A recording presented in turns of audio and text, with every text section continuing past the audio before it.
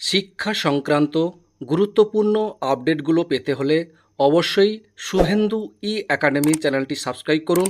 পাশে থাকা bell আইকনটিতে click করে ভিডিওটি বেশি বেশি করে শেয়ার করুন।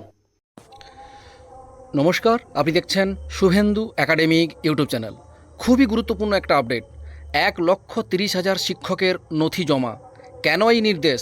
উত্তর দিলেন আইনজীবী বিকাশ রঞ্জন ভট্টাচার্য। দেখুন, নথি জমা দিতে হবে বাংলার 1,30,000 শিক্ষককে।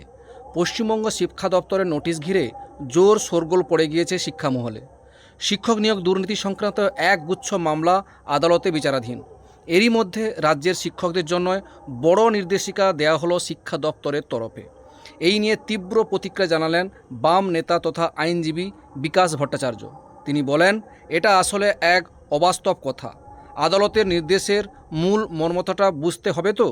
আদালত বলেছে তদন্ত করে যদি দেখা যায় দুর্নীতি হয়েছে, সেই নিরিখে তথ্য চাইবে। এখন এই ঢালাও তথ্য চাওয়া মানে হচ্ছে তদন্তের গতি প্রকৃতি নষ্ট করার চেষ্টা। আজকে ধরুন, যে লোকটি 35 বছর আগে চাকরি পেয়েছেন, হয়তো অবসর নেবেন, সব কাগজপত্র কোথায় পাবেন? এই রাজ্য সরকারের মতিভ্রম হয়েছে। এটা আসলে নির্বাচনের আগে পুরো বিষয়টিকে ঘেঁটে দেওয়ার চেষ্টা। বামেদের আমলে দুর্নীতি নিয়ে ওরা কিছুই পাবে না। আসলে এই আমলের দুর্নীতিকে ওরা কিছুটা আড়াল করার চেষ্টা করছে, আর কিছুই নয়। তবে কি এই নির্দেশনামার মাধ্যমে বাম আমলে নিযুক্ত শিক্ষকদের টার্গেট করা হচ্ছে?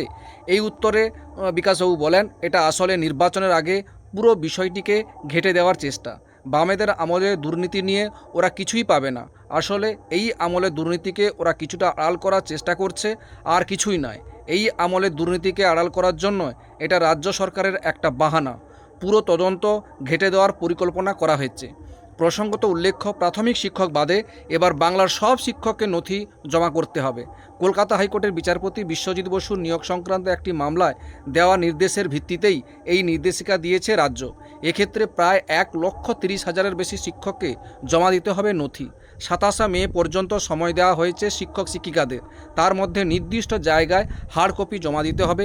এই নির্দেশিকায় প্রশ্ন উঠেছে শিক্ষা মহলে। বিচারপতি বিশ্বজিৎ বসুর এক নির্দেশের পরিপ্রেক্ষিতেই নথি জমা করার নির্দেশ দিয়েছে শিক্ষা দপ্তর। এই ছিল একটা আপডেট, আমাদের সঙ্গে শেয়ার করলাম। দেখার জন্য অসংখ্য ধন্যবাদ।